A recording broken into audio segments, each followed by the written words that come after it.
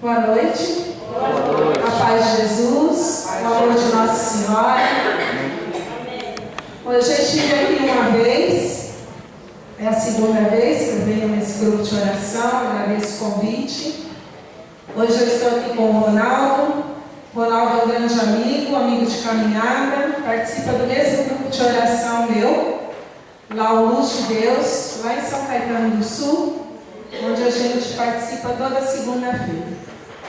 E meu nome é Fátima, eu tenho 49 anos, eu sou viúva e tenho duas filhas, a Sara com 20 anos, a Débora com 18, e que graças a Deus também caminham comigo, também participam de grupo de jovens, também participam da renovação carismática, né?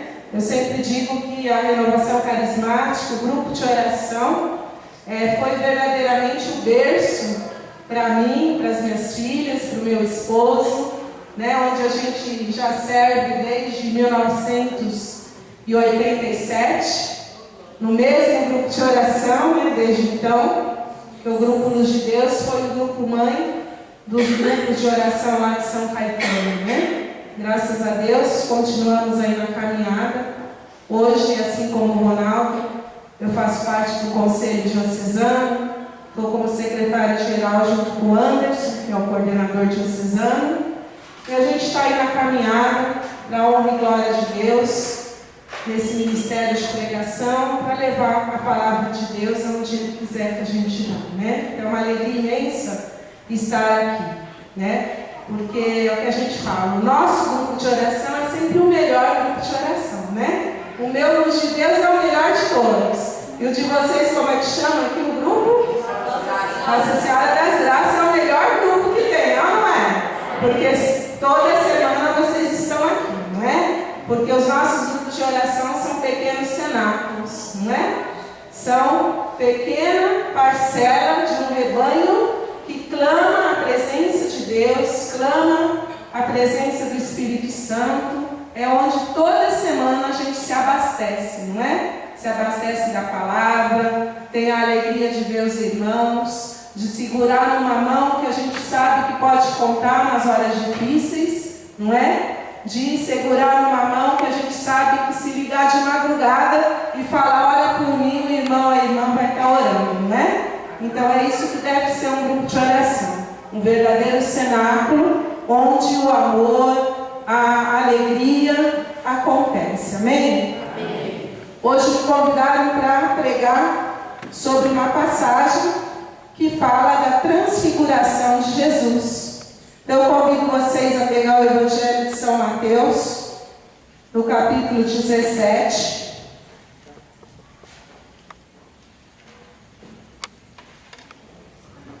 Mateus 17. Eu só queria pedir um pouquinho de água, porque a minha garganta está um pouquinho, uma desculpa, não vi. Vocês me desculpem se eu começar a tossir.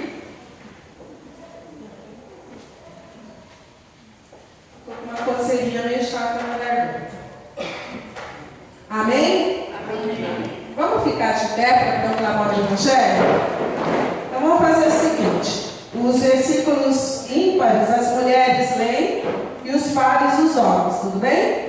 Nós vamos ler do 1 ao 13. Então, transfiguração, mulheres. 6 dias depois, Jesus tomou consigo Pedro, Tiago e João, seu irmão, e conduziu-os à parte a uma alta montanha. Lá se transfigurou na presença deles, seu rosto brilhou como o sol, suas vestes tornaram-se resplandecentes de brancura. E eis que apareceram Moisés e Elias conversando com ele. Pedro tomou então a palavra e disse: Senhor, é bom que estarmos aqui.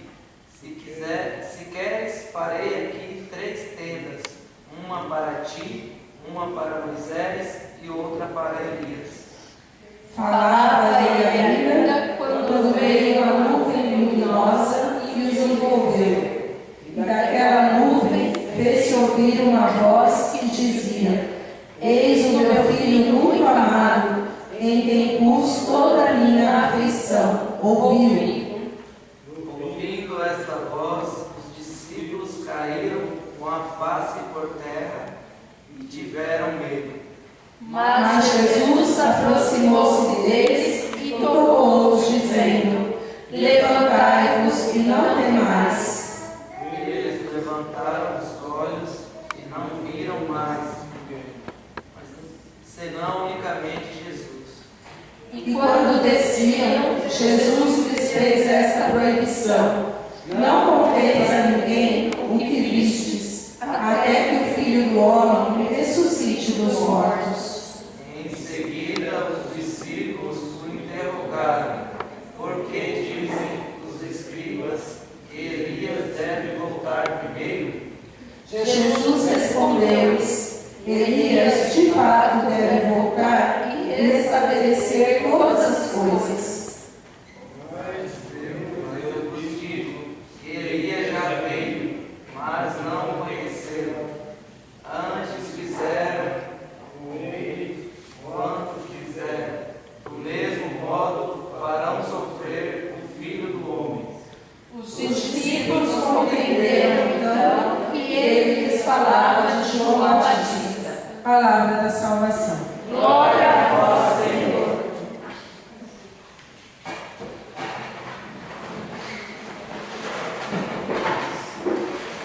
Com essa passagem, ela é um pouco cheia, né, de simbolismo, de significados, até de um estudo teológico profundo, que não é o que a gente pretende aqui, né? Mas a gente vai dar uma passadinha nela toda para esclarecer alguns pontos, para a gente poder, no final, entender o que a transfiguração de Jesus significa para nós hoje, né? Quando a gente lê a palavra de Deus, ela tem que se atualizar na nossa vida. Ela tem que trazer um significado novo a cada dia que a gente lê a palavra, mesmo que sempre for a mesma. Ela sempre tem que se atualizar para que a gente entenda o que o Senhor quer dizer para nós naquele momento. Então, o texto começa dizendo que 6 dias depois, Jesus tomou consigo Pedro, Tiago e João e os levou à alta montanha. 6 dias depois do quê, né? Se a gente ler o texto anterior, a gente vai ver que foram 6 dias depois que Jesus tinha preparado os discípulos para a paixão. Foi aquele texto onde Jesus anuncia para eles que iria passar pelo Calvário, que ia chegar à morte, e até Pedro, né, fala: Não, Senhor, que isso não aconteça contigo. E Jesus diz: Afasta-te, Satanás, porque não sabes o que está dizendo. E também Jesus vai dizer a eles: Quem quiser me seguir, que carregue a sua cruz e renuncie a si mesmo, carregue a sua cruz e me siga. Então foi logo depois desse anúncio, né, de Jesus aos discípulos sobre a paixão que aconteceu aqui a transfiguração. Então, o próprio catecismo da Igreja Católica vai nos afirmar isso. Qual o sentido da transfiguração? Por que Jesus se transfigurou diante daqueles 3 escolhidos? O catecismo vai dizer: a transfiguração de Cristo tem por finalidade fortificar a fé dos apóstolos em vista da paixão. A subida à elevada montanha prepara a subida ao Calvário. Então Jesus, ele se transfigurou para que os discípulos entendessem que, passando pela paixão, Jesus seria glorificado, porque essa era a promessa desde os profetas, desde antigamente, que veria o Messias. Esse Messias traria salvação, esse Messias seria dado para a nossa salvação, e esse Messias seria glorificado por Deus. Mas Jesus queria que eles entendessem que antes de chegar na glória, era preciso passar pelo Calvário. E que hoje nós também entendamos que para que nós um dia alcancemos a glória eterna, a nossa morada para a qual nós fomos destinados, que nós também temos que aprender a passar pelo Calvário, a carregar a nossa cruz, a lutar nesta vida com os nossos sofrimentos, com as nossas dificuldades. Então, ali na transfiguração, houve o que a igreja chama de teofonia, uma manifestação sobrenatural do poder de Deus. Os antigos, Moisés, Elias, os profetas, eles já tinham tido algumas experiências semelhantes, não é? A gente sabe que Moisés viu a manifestação de Deus lá na sarça ardente. Elias sentiu a presença de Deus através da brisa suave e tantas outras manifestações que a gente sabe que Deus Pai permitiu àqueles homens do Antigo Testamento. Mas em nenhum desses momentos, em nenhuma dessas manifestações, Deus se mostrou face a face. Não é? Ninguém sabe qual é a face de Deus Pai. Nem Moisés. Moisés quis isso, mas Deus disse que ainda não era a hora. Então, nesse momento em que Jesus se transfigura, onde ele aparece em glória, a gente pode dizer que ali sim se manifesta a própria Trindade. Deus Pai, Deus Filho e Deus Espírito Santo. Para nos mostrar que em Jesus é que se resume toda a lei, né? Aqui representado por Moisés, e todos os profetas, aqui representado por Elias. Em Jesus se encerra a antiga aliança para que se faça a eterna e nova aliança. Porque esse texto, inclusive, é muito discutível, né? Infelizmente, tem muitas pessoas que acabam achando que aqui se está falando dos mortos que estão voltando, mas não é nada disso. Moisés e Elias aqui estão aparecendo como símbolos, né, dos profetas e da lei, para nos dizer que Jesus é o centro de todas as coisas. Amém? Agora vamos analisar alguns versículos aqui, né? Então diz assim que o rosto de Jesus, seu rosto brilhou como o sol, e suas vestes tornaram-se resplandecentes de brancura. Então é aquilo que eu falei. Nunca ninguém tinha visto a manifestação face a face de Deus. Mas nesse momento Jesus, pelo próprio brilho dele, reflete a sua glória, né? A glória de Deus se reflete sobre aqueles discípulos. E São João, mais tarde no evangelho dele, vai dizer: nós vimos a sua glória, a glória que o Filho único recebe do seu Pai, cheio de graça e de verdade. Realmente São João foi testemunha, ele viu a glória de Deus. Depois Pedro vai dizer: Senhor, é bom estarmos aqui. Né? Como que ele fala? Senhor, é bom estarmos aqui. É interessante aqui dizer que para os judeus, o termo Senhor era só dirigido a Deus. Então ali Pedro está reconhecendo que verdadeiramente Jesus é o Filho de Deus e que Jesus ali está manifestando a sua divindade. Depois vai falar que numa nuvem, falava ele ainda quando veio uma nuvem luminosa e os envolveu. A nuvem também no Antigo Testamento tinha muito significado. Quando Deus ia se manifestar de alguma maneira, ele aparecia entre as nuvens, que é o termo que a gente fala, o Shekinah, que é a presença de Deus Quando a nuvem, vinha, eles sabiam que era Deus que estava verdadeiramente no meio do teu povo. Então, o pai fez questão de, nesse momento, dizer: eis o meu filho amado, em quem pus toda a minha afeição. Ouviu? Então, é uma ordem de Deus, uma ordem do Pai. Aquele verdadeiramente era o Senhor, aquele verdadeiramente era o Messias, era verdadeiramente aquele que todos esperavam para a salvação da humanidade. Então, ele disse para eles: ouçam Jesus, ouçam o Senhor. Então, que nós hoje possamos abrir os nossos ouvidos espirituais, os nossos corações, e que possamos ouvir o Senhor. O que será que o Senhor quer nos dizer hoje?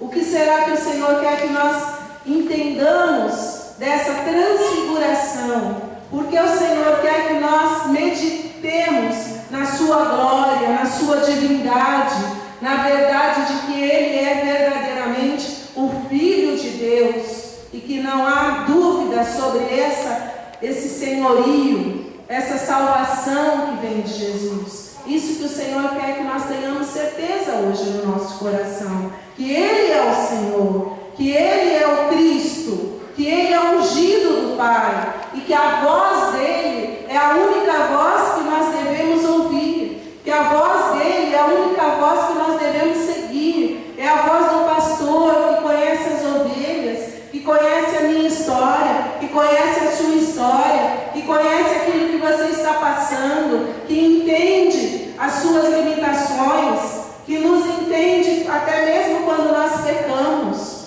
É esse o Senhor que Ele quer que nós ouçamos, que nós não demos mais ouvidos a fábulas, que nós não demos ouvidos ao mundo, que nós fechemos os nossos ouvidos às realidades do mundo que tem nos tirado da presença de Deus. Amém? É isso que o Senhor quer hoje de nós. Depois Jesus se aproximou deles e os tocou, dizendo: levantai-vos e não temais, porque diante da glória de Deus, diante daquela manifestação sobrenatural, eles não aguentaram, eles caíram por terra, eles ficaram com medo, porque para o judeu, ele sabia, através dos ensinamentos de Moisés, que se eles vissem Deus, eles morreriam. Eles tinham essa concepção. Se eles vissem Deus, é porque eles já estavam morrendo. Então eles ficaram com medo, porque eles estavam vendo a glória de Deus, aquilo que eles nunca tinham visto, a face de Deus em Jesus Cristo. E aí Jesus vem e diz: levantai-vos e não temais, não tenham medo. E Jesus os toca, não é? Jesus toca e diz para eles: não tenham medo. E aqui é uma revelação maravilhosa, porque antes de Jesus, como eu disse, ninguém podia ver a face de Deus. Mas em Jesus nós temos o pleno acesso à glória de Deus. Não é?